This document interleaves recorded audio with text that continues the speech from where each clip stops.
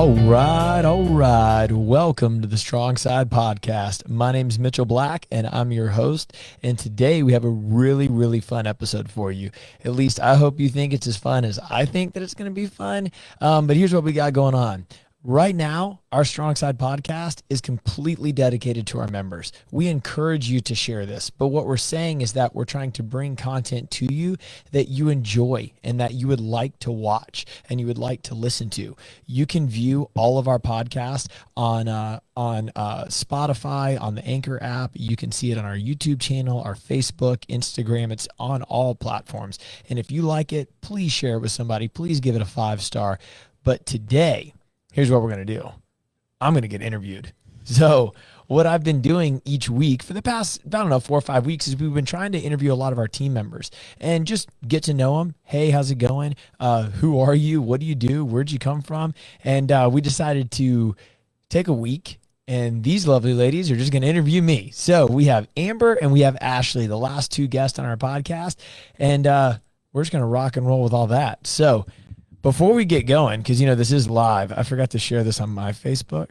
So why don't you guys talk for a minute while I share this on my Facebook? Us? Yeah. Us talk. Yeah, say something cool. Something cool. No pressure. What day is today? Today's Monday? Today is Monday. Yeah, you guys having a good week? Yeah. Having a great week. Did you guys do anything cool for the weekend? Yeah. What did you do? A lot. I feel the like when, aerial trapeze Oh, class. yes. I that was fun. Oh, yeah, we had, that. let's talk about that for a second. I didn't even know you guys were doing this, but what, Strong Side Ladies thing? And you guys all went and did, it wasn't a trapeze. There's like no silks. way. Yeah, Silks, that's what it is. Silks. Yes. Yeah. It was fun. A little scary. Go upside down. They just take you in and they teach you how to swing around on some ropes. Yeah, it was really fun. It was a really cool experience. That's a lot better than, I remember the last Strong Side Ladies night, I believe it was pole dancing. So, What? yeah, they did Strong Side pole dancing. Yeah. We did the goat yoga. Yes, that is correct. Goat yoga. All right, man. So I've now shared it on my Facebook. I hope you guys are fully entertained. All right, here we go. So the goal of this is just like I interview them and we get to know them. It's, they get to interview me and hopefully you guys get to know me and hopefully it's a cool story and hopefully I get to share some stuff with you that maybe you didn't know before and hopefully have a good time. As usual, this is not rehearsed. We have no idea what we're about to say to each other. This is just completely raw information. All right, so let's rock and roll. What do you got? Yes. I'll go first. Okay. First question. Are you ready? I'll take first question for 500. So, where did you grow up? I grew up in the middle of nowhere. So if you were looking at a map and you said armpit of the South, middle of nowhere, where does nobody want to be? I'm the capital of that. So I grew up in Douglasville, which is, and you're like, where's that exactly? So I grew up in Douglasville, which is right next to Alabama. It's like, 18, 19 miles from Alabama. But I understand now it's like a big deal. I think they have like a small mall. I think there's like 2 schools now. It's a big deal. They're up and coming. But when I moved there, I lived on a gravel road.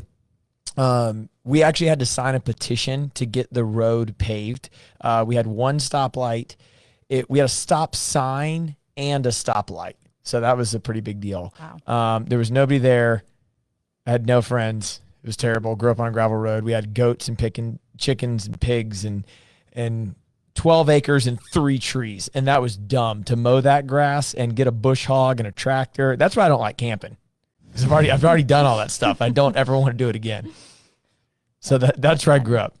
Did you play sports when you grew up? Or Yeah, kinda. So I didn't like much. And then I played Pokemon for a while. That's not a sport. I know. And even though I never learned how to play the game Pokemon, I could only sell and trade cards. That's why I was really good. I've always been good at sales. I didn't know how to play the game.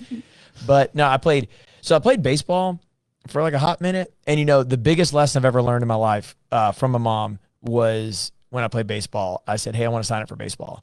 And she said, no, you don't. And I said, yeah, what are you talking about? Yeah, I do. Like, my friends love baseball. I love baseball. She says, Mitchell, you're joking. No, you're not. I said, yeah, I do. And she said, all right, well, here's the deal. if you sign up for it, you have to complete the entire season. I was like, well, duh, Mom. Yeah, it's fine. I did the first practice. I came home and I said, this is stupid. I don't ever want to do it. She said, no. She said, you will go to every practice and you will go to every game, even if you're sitting on the bench. You committed to your team that they would have enough players for the season. You know, I grew up in Douglasville, so there's only like 5 people there. So we're already kind of tight. And I sat on the bench. It had to have been every single game. And my grandparents came out to watch me. I'm like 8. And they came out to watch me at 8 years old. And they looked at the coach and said, could you put Mitchell in? We drove all the way from Snellville to see him. And the coach was like, no. Oh, I was that bad. I was scared of the ball. I played 1 game of football, and I did quit football. But I played 1 game, and this is a true story. And I quit because I thought the coach didn't like me because he only let me play half the game. I didn't understand offense and defense. That's hilarious. And then what happened is I started racing motocross, and I started racing motocross when I was 10. And that changed my life. That's like what I like actually dove into. I tried to race on a national scale. Like that was my life. Like I didn't like team sports, but I found motocross, and from 10 to 18, I dominated that sucker. Wow. Yeah. So did you do like flips, or you were what like kind of cool tricks could you do? Yeah. Like, So everybody asks me that question all the time. I don't do tricks. So You just go fast. yeah, so Oh. that's freestyle. Like what you see in the X Games is freestyle. And shout out to all my friends. A lot of retired racers usually turn to freestyle because freestyle is dangerous, but it's actually a lot safer than racing because you're the only person on the course. You're usually jumping on a metal ramp. It's you and your trick. So a lot of my buddies are still out there doing that today, and it's pretty cool. But no, I quote unquote just raced. And you have 2 different deals. You have motocross and you have supercross, and that's the style of the track. Supercross is what you guys are most familiar with, going to the Georgia Dome and stuff like that. I was never at that level. I was trying to get to that level.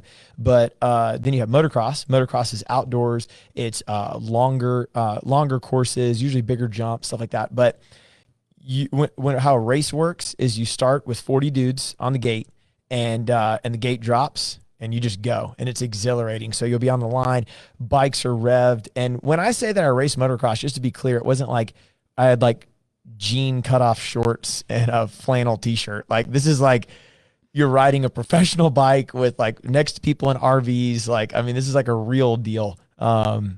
So how yeah. fast would they go typically? I'm not familiar at all. With I don't know. I bet you could get it to like 60 or 70 miles an hour.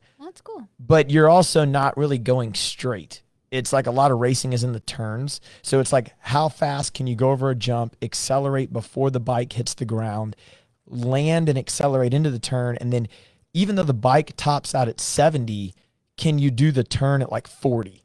Like that's what you're really saying. And then massive ruts and terrain and all that. It's so fun. I miss every second of it. All 6 reconstructive surgeries, all being life flighted to Grady. Good times. Yeah, elaborate on that. Why'd you stop? Well, I didn't want to stop. So I was, I raced from 10 to 18. And then at about 14, 15, I started like setting goals of what I wanted to actually do, like race at some amateur national races and stuff. And that's what I was trying to get to. And things were moving along pretty well. But every year I'd usually have one significant surgery. I blew out my knee. I tore my ACL, my meniscus, all at the same time. Like the bike landed on an ACL, meniscus, both meniscus. Just absolutely destroyed the sucker. I have 2 screws in my knee. They took out part of my hamstring to rebuild my ACL. Totally reconstructed. I had a bike land on my foot one time, and it demolished my foot. Had my big toe sticking out of my skin. I didn't walk for like 2.5 months. Had 3 pins put in. Bunch of surgeries on that. Dislocated my shoulders multiple times. I only had 1 shoulder surgery for some torn ligaments there. But all that stuff, I mean, as crazy as that sounds, you could play football and do that and blow out your knee. You could, this is like, all right. But then, and when I was 18, and it was the year before I graduated high school. So I might've been 17.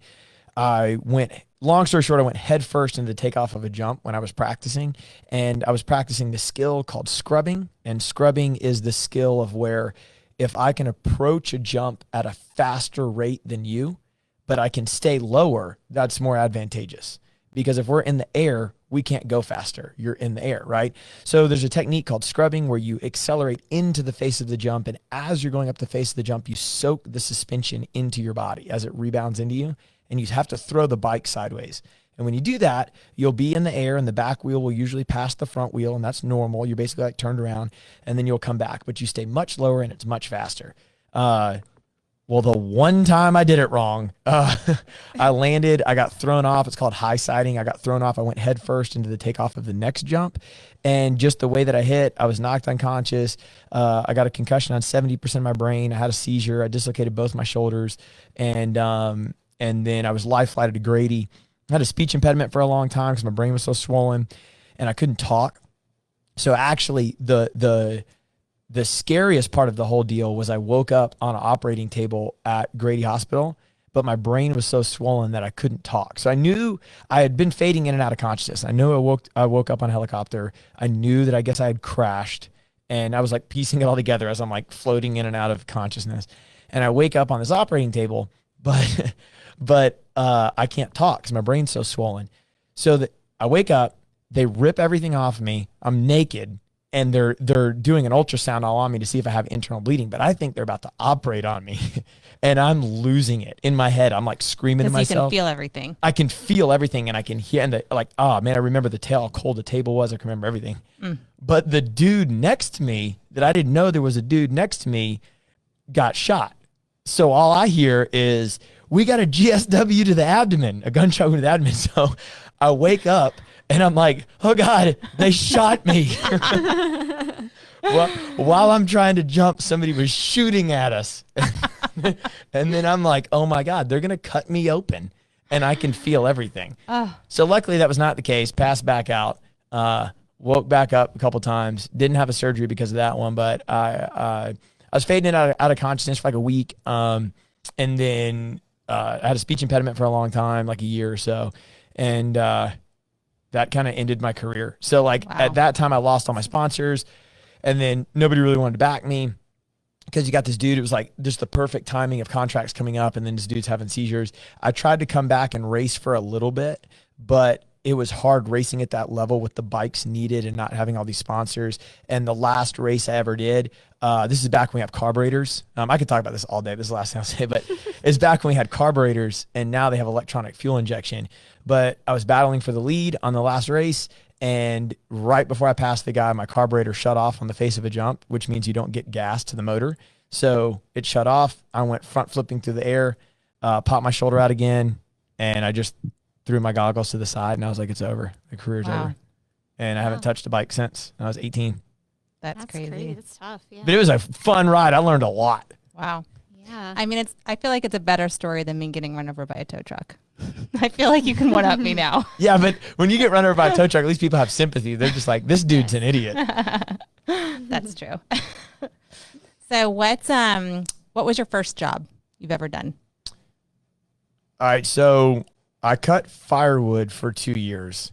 So I had to cut firewood for 2 years, but I wouldn't say that was my job. I did that because even though I was racing and things were getting paid for, I wasn't like making money. It was like you're trying to get to the level where you can make money. So I had to have some type of side hustle, and cutting firewood. So it was, they'd bring in these giant trees on what you see, going down the interstate.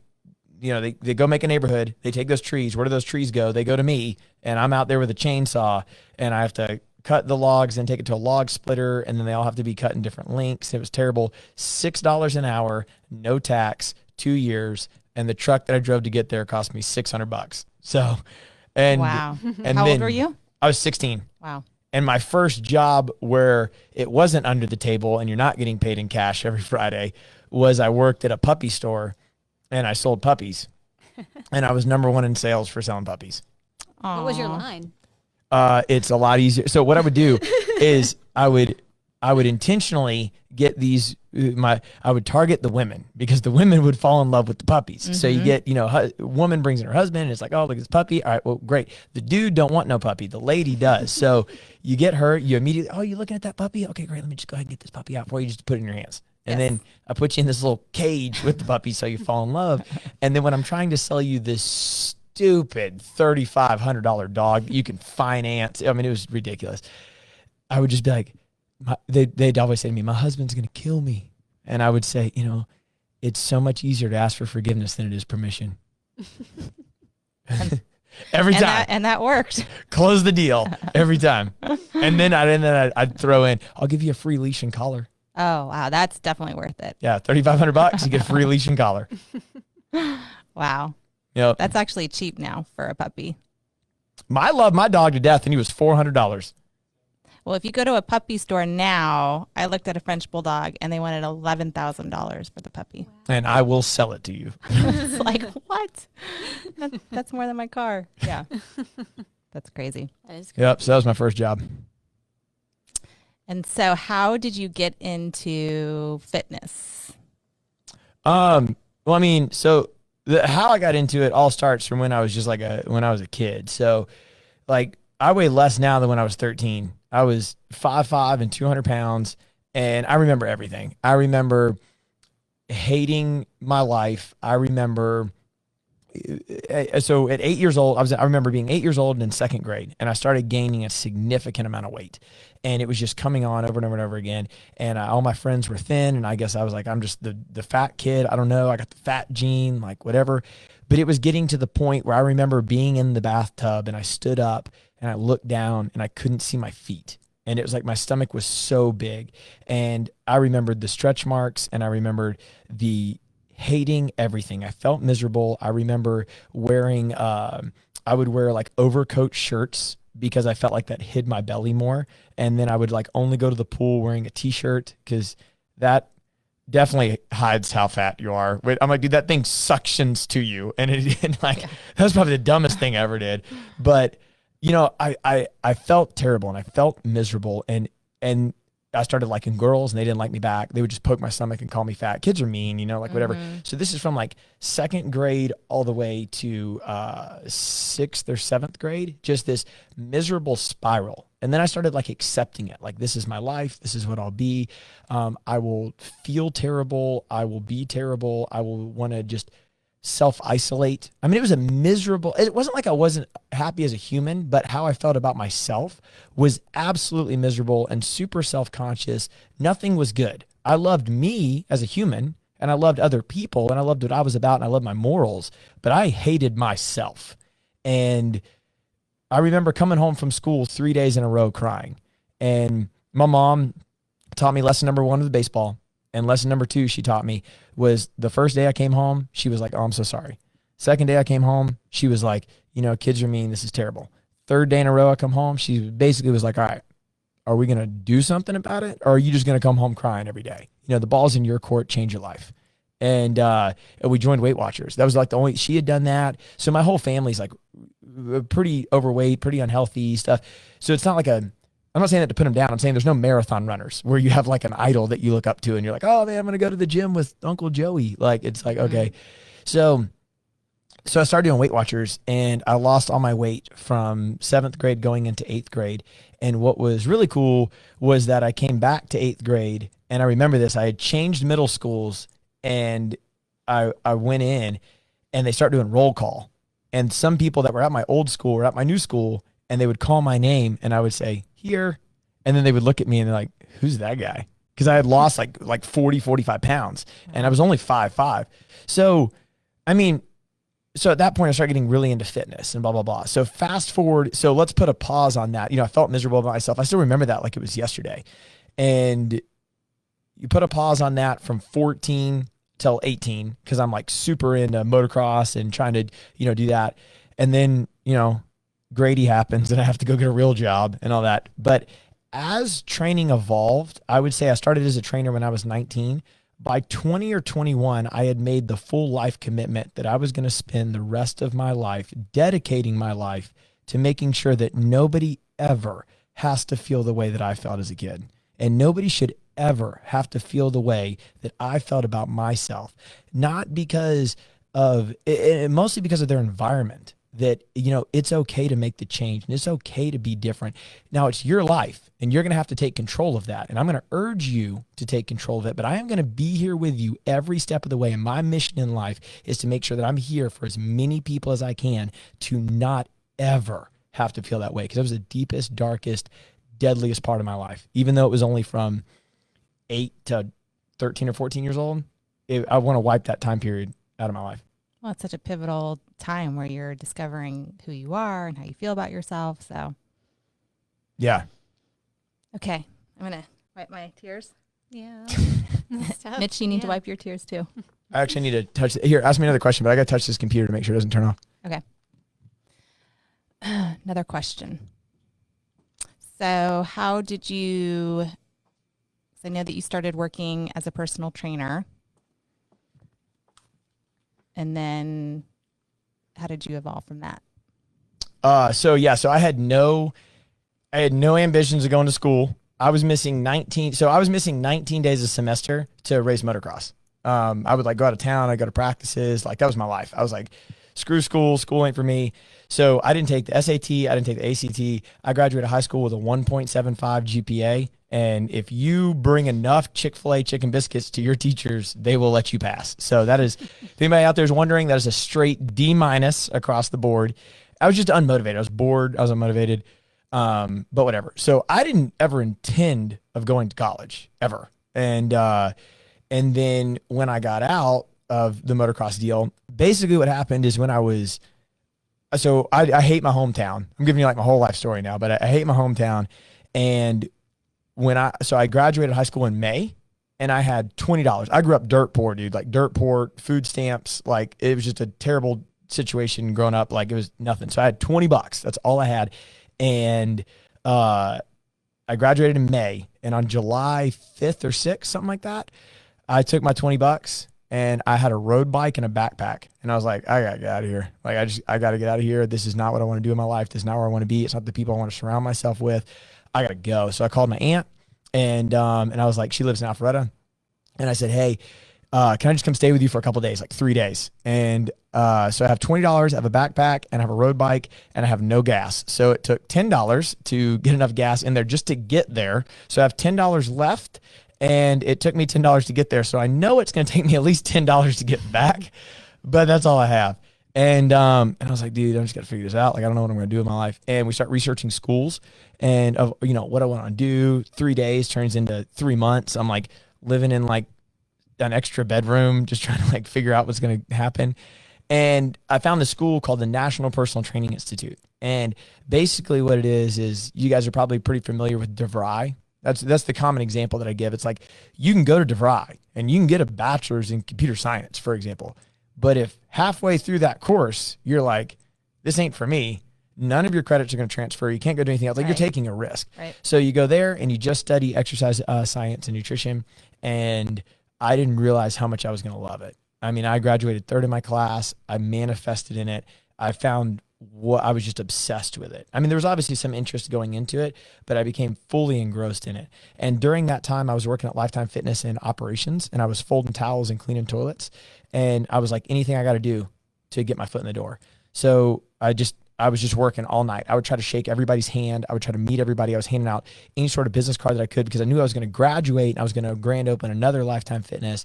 And I was like, they just need to know my name. Everybody needs to know Mitchel Black. So I tried to do that. But at 11 p.m. to 7 a.m., there's not a lot of people. So I then tried to move to the front desk. And I mean, I came in at the bottom. I got long bleach blonde hair down to my shoulders. I got spiky earrings in. I wear this backwards hat. Like, I don't know why I was single. And I went to apply to work at the front desk, and Markel Oden, he's a great guy. Hopefully he listens to this podcast. But Markel Oden was the general manager of that Lifetime. And I remember he just looked at me and he said, are you sure you want to work at the front desk? And I said, yeah, I want everybody to know my name. I need to be in front of these people. And he just took a big deep breath. He goes, I don't know, dude. I only really want sharp people at my front desk. Oh. And I was like, Markel, give me the job. I said, give me the job. Give me 1 week. Give me 1 week. I'm going to dominate this thing. You don't even have to pay me. I think they paid me, but I was like, you don't have to pay me. Give me 1 week.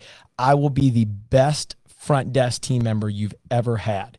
And got my hair cut, took out my earrings, threw away the hat, tucked my shirt in, and I dominated that sucker for a week. And I was like, everybody's going to know my name. So that allowed me to then take my knowledge, take everything that I'd gained as far as like talking to people and stuff at the front desk, to then grand open Lifetime Johns Creek. And I started as a trainer there. And within a couple months, I was number one in sales. And then I started managing all the group training programs. And they're like small group training programs.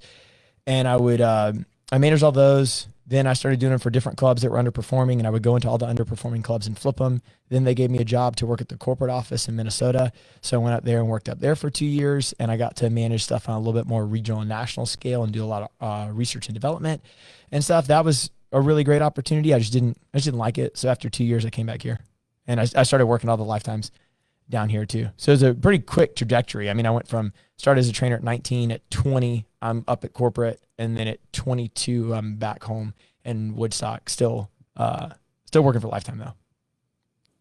Wow. Yeah.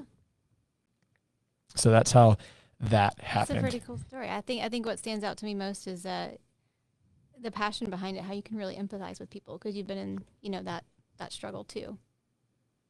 Yeah. I mean, that's really anything. You can't buy that struggle. Like that's just a gift in a way. Yeah. It sucks to go through it.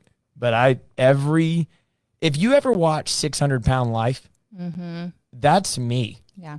Like literally when they talk, I'm like, oh my God, that's what I'm fighting every day. It's terrible.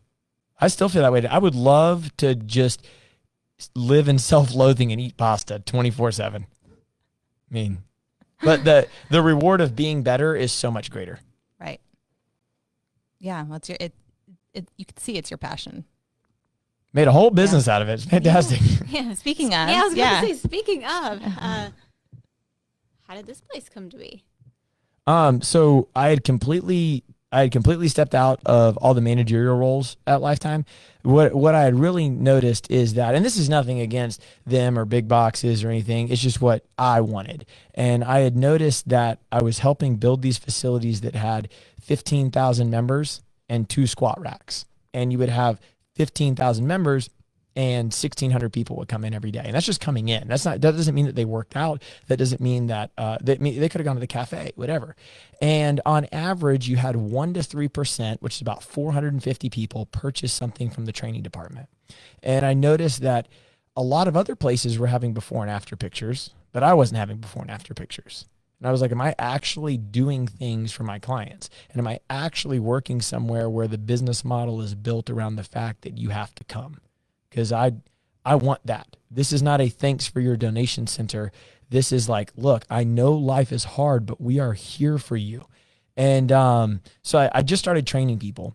And I was like, I just want to get out of this whole manager thing. I'll just train people. And I started blowing that sucker up. So the average trainer does like $7,500 a month in revenue, and I was doing $32,000 a month in revenue. So I was just like dominating, just like training. And it became so popular that I was having to take the classes I was doing and put them in the gymnasium. We were running out of barbells. And I just went to Lifetime and I said, hey guys, look, I know you're wanting to do this like CrossFit-esque thing. They created Alpha. And I was like, I'm cool with that. I'm just letting you know that I have these massive classes. Some people are leaving to go to boutique or CrossFit or whatever type gyms. And I think we should combat that. So I was like, can we get some CapEx dollars? Can you give me one of the squash courts that you're not using? I will take the lead to pilot this program. Can we do it? And then, corporate, whatever. They were like, no. And I said, well, I got to go. So by the time I met with them, it was already too late. I'd like signed the leases and all that. And the vice presidents called me and they were like, hey, can we work something out? I was like, no, remember all those conversations I had with you a couple months ago? That's what this was about. And I said, we're going to go do it. I knew nothing. I had nothing. There was a lot on the line, but I knew I wanted to help people. Wow. That's so cool. Yeah. Where does the name StrongSide come from? So the base of it is that when I started creating a name for it, I wanted a name and I wanted a logo. I was like, it has to represent like infinity. Like you can't just, Woodstock Fitness. I hope there's not a Woodstock Fitness. I hope I'm not like putting anybody down, but like, that's not infinity. That's not like a mission. And I was like, well, what do people always need? Like, I can't do a pull-up. What do I need to do? I can't squat well. What do I need to do? I can't run up a hill. What do I need to do? It's so hard to battle, good nutrition. I have all this willpower that I'm trying to overcome. What do I need to do? And the answer was always like, dude, get stronger. Get stronger all the time. I want to do 1 pull-up. I want to go to 2. What's the magic pill? Do more pull-ups. Get stronger. I want more willpower, which I do. You're going to have to get stronger, whether it's mentally, physically, whatever. That is the base. That's the infinite thing. We're always trying to be 1% better. And I wanted it to be like your strong side. Like the gym is your strong side, where it's always got your back. It will always empower you to eat better. It will always empower you to sleep better. It will always empower you to be equal and just push. And I know the snatch dude, I call him Sammy the snatch dude. I know he's dying and he's going away because it's too hard to communicate with new members. But even the idea of that was picking something that expressed the full base of movement, that if you could do that, you could do anything. And that's where the name came from. Oh, I love that. Yeah. It's not Remember the Titans. Yeah, it is not. Yeah. So everybody thinks. I like that. Really? Why? Strong side, left side. Which I didn't even know that was part of the movie. So I Yeah. kind of want to go back and watch it just to hear it say that. Everybody's like, oh, like Remember the Titans. And I'm like, yeah, sure, whatever. Like, remember. No, they stole it from here. Yeah. Yeah. They filmed it at Sprayberry High School. Yep. Yeah. Yeah. Yeah. Jerks. How many members did you have for the first month? So what I didn't do was I didn't solicit. I never, ever solicited where I was like, hey, come join my gym. Mm-hmm. But I said, hey, I'm going to go open a gym.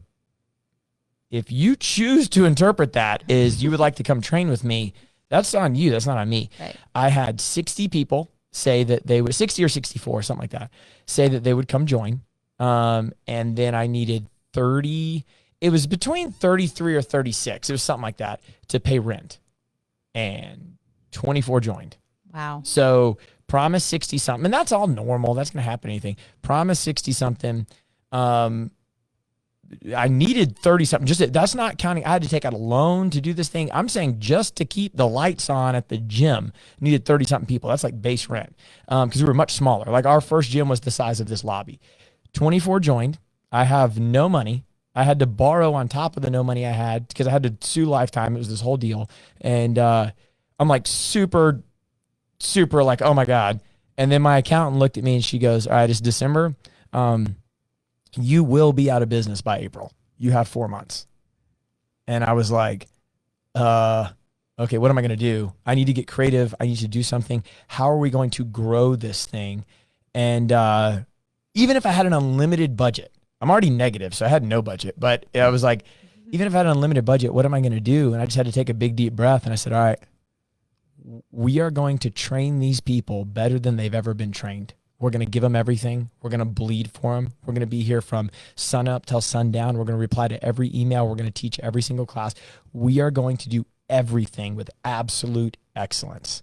And fortunately, that got us from 24 to 25 and then 26. And it's like barely able. But it was like, you know, there was a couple months that went by where the gym the gym was basically 2 units, even though it was really small. And like 1 month, I could only pay half the light bill. So like half the gym had lights and the other half didn't. And everybody knew what was up, by the way. I mean, you can count the people in class. Like, oh, there's 4 people here. And they're like, what happened to that side of the gym? And I'm like, so weird. I don't know. Let me call Georgia Power and figure that out. Do you remember what the first workout was that you ever did it on your that's a good own at question. StrongSide? I don't remember. I have it wish you written could down. Look it up somewhere. But it was stupid, whatever it was. Because what I do remember is that sucker was packed. Like all 24 people showed up. That included our amazing coach Carrie, right? Was she one of the 24? Yeah. That's awesome. Yeah, we still have 6 or 7 of those like founding members, maybe even more today. Yeah. How cool is that? Yeah, that's pretty stinking neat because that's 7 years, and you know people move and like all this stuff. So, what are their names? The 6 people. Mary. All right, so you have Mary Dennis, and they all got cool founders jackets last Shout year. out to all the. Yeah, you got founders. Carrie Fox, Mary Dennis, Rachel Maloney, Sue Eaglehoff. Man, now you're putting me on the spot. I'm going to forget somebody. I have a list. Pat Murphy and. Yep, Pat Beth's wife. Pat Murphy, Beth Murphy. So what are we at? Like 7 now or something like that? 6, 7. If I'm missing you, I'm so sorry. I have you on a list, and you have a jacket. You have a jacket. Yes. But It's so cool that they're still here today. It's so cool. Yeah, it's just freaking awesome, man. Is that six years ago? More than that. Next month is 7. Next month is 7. Yeah. Wow. It's pretty cool. And this is your 3rd location. Yeah, STRONGSIDE. 3rd spot. Third spot. We're about to have 3 locations. Right. Right. But 3rd spot. So we went from like 1,600 square feet to like 2,500 square feet to like 5,000. And then this one's 5,000 too. And I think that's our home. Like, I don't think we need to go bigger than that. Like, it's just a waste of space for what we do to go bigger than that. It's just nicer. Yeah. Like, this is a nicer 5,000 than our other 5,000. Yeah. We have a lobby. Yeah. Mm-hmm. It's nice. So there's that. Yeah. Can we just ask you random questions? Yeah, you now? just ask me random questions. Okay. Yeah. What's your favorite movie? Trick yeah. question. Yeah, I know what it is, but It's revenge. I hope people don't think I'm weird. Wolf of Wall Street is freaking amazing. And in the purpose behind it, I know if you watch it, super raunchy, but the purpose behind it, love True it. story. Yeah. Yeah. And The Social Network. Another true story. Yep. Never seen that. That's the Facebook movie. You've never seen Uh-uh. The Social Network? The Facebook? That one and the other one that we talked about with Lance Armstrong. I got to watch that one too. Oh, that's the like a you just got to documentary. watch that on YouTube, like Oh, 30 okay. for 30 Lance Armstrong. Yeah. But It's like yeah, HBO. Wolf of Wall Street and The Social Network, I could watch those on repeat. What's your middle name? Fitzgerald. Fitzgerald. It's a good one. Did you ever have a nickname growing up? Fitzy. Fitzy? Yep. Was it really? Shout out to Eli Hurst if he's watching this. Yep. He came up with that and it stuck for a long time. Yeah. Fitzy. Fitzy. That's unique. Fitzy. Yeah. Yep. I know. Not even Fitz. Like you couldn't just Fitzy. Oh, that's funny. good. Okay, now you go. Ask a question. Oh no. Into the microphone though. Oh yes. What's your favorite food? Well, are we talking like good food or bad food? I don't know. Oh, so like if I really like pizza and ice cream, stuff like that. I don't like seek that out. Like today I have to have pizza, but I think it's really good and stuff. On a daily basis, I really like salmon. Yeah. I know it sounds weird, but like I'll bring 2 meals a day to StrongSide, and I'll eat one at like 7:45 in the morning, and then I'll eat one before this next class, and they're both salmon. Really? Yeah, I love some salmon. Who fixes the salmon? Publix. So it's cooked. Dude, no, I get it already seasoned. I just put it in the oven when I come home. I ain't got time for that. So Oh, yeah, do like you the put it in the pizza. oven? Yeah. Tell me about the burnt pizza.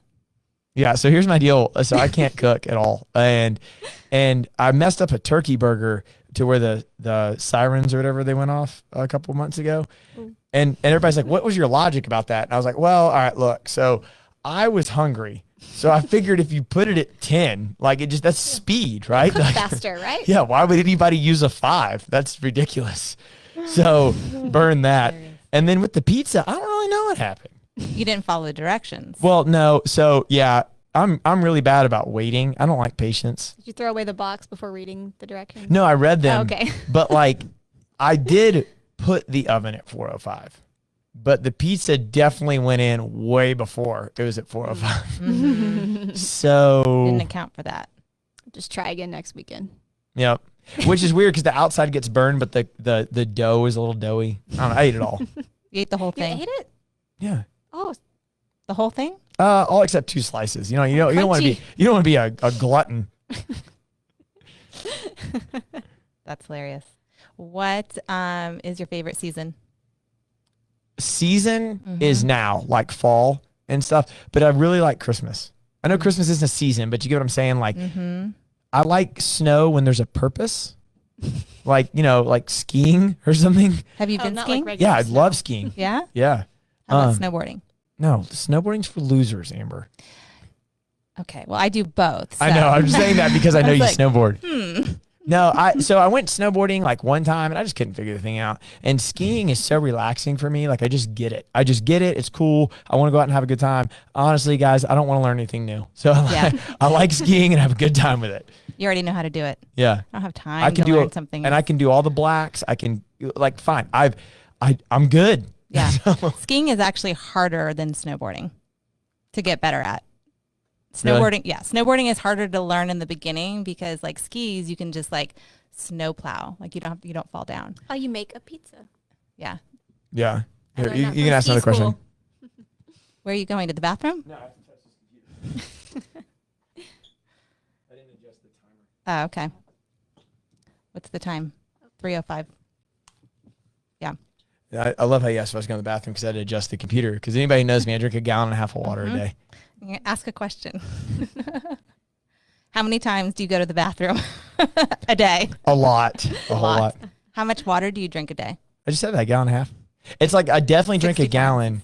I definitely drink a gallon, and then I add in like my protein shakes and stuff like that are in addition to the gallon. Do you take any sort of supplements other than your protein? Yeah. So I take just general supplements that I would recommend for anybody. I don't take anything crazy. I take a multivitamin, fish oil, magnesium, biotin, and maybe there's some calcium or something in there. And then I take melatonin more often than not if I can get enough hours of sleep at night.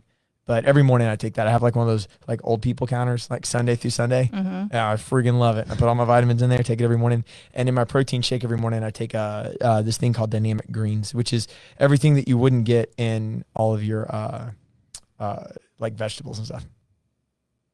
How does I'm it gonna have to taste? look that up. It tastes good. It's fine. Does I mean, you can't really taste it. no, you can't? It's good, but look how beautiful my fingernails are. And that's a really good sign that you have a really good digestion. Your fingernails? Huh. Yeah, so if you're short in your RDA or recommended daily allowance of vitamins and minerals, you'll start doing things like you'll probably get like dry and flaky skin around your elbows. You'll start getting like white spots and brittle. I can't say that word. Fingernails. You start losing like the last 1/3 of your eyebrows, stuff like that. So Oh, wow. those are all signs. And then your metabolism drops about 10%. Vitamins and minerals are pretty You're okay. important. You don't have a mirror and you're just touching. I know. Make sure are they still there. Let me feel them. Every time I say that, people always look at their fingernails. I and know. Yeah. What is your favorite movement? My favorite movement to do is the snatch, Mm-hmm. but it's probably my least good exercise. Like on a general scale, I bet most people are better at snatching than I am, but I just like to do it. I'm really good at wall balls, like stupid good. Like without even thinking about it, I could probably just do 100 in a row, and it's not that big of a deal. All right, do carry unbroken. Next I've challenge. done it. I haven't done it unbroken, but I've done it in under 4 minutes. Wow. That's my claim to fame. With a 20-pound? 30-pound? Well, yeah. No, God, the 30's an Atlas stone. No, like with a 20-pound, like I've done 100 wall balls unbroken a bunch of times. Let's do 50 more. Yeah. But Get that, stronger. yeah, get stronger. Train more often. That's awesome. Well, I feel like we have gotten to know you a lot better. Yeah. It's quite a story. Yeah. Yeah. Well, you talked about my childhood. There you go. There's my childhood. There's my whole life. That's how I got into the training space. Mm-hmm. And now we just want to help more people. Yeah. Yep. That's I know what that it's all sounds so about. cliche. Like people are like, oh, you want to help more people. Everybody wants to help more people. Like, nah, dude, like it never leaves my mind. It is like all the time is all I think about, is all I do. Like people have non-negotiables when they get into a relationship. I'm sure you guys had the same deal. And me and Kim sat down and we go over like our non-negotiables, and she gave me hers, and mine was, I love what I do. Like this is not work for me. I do it 24/7, 365. I tap dance into work. Like people are like, you work too much. And I'm like, no, this isn't my work. This is my life. Mm-hmm. And it's not there's no financial metric goal. I mean, there is on the sense of staying alive as a company, but it's like, how many people are coming in? How many Transformation Tuesdays do you have? How many people are you truly helping? How often do they come here? What is the vibe? Like, it is an obsession to just, again, make sure that nobody ever has to feel anything less than 100%. Mm-hmm. Yeah. Absolutely.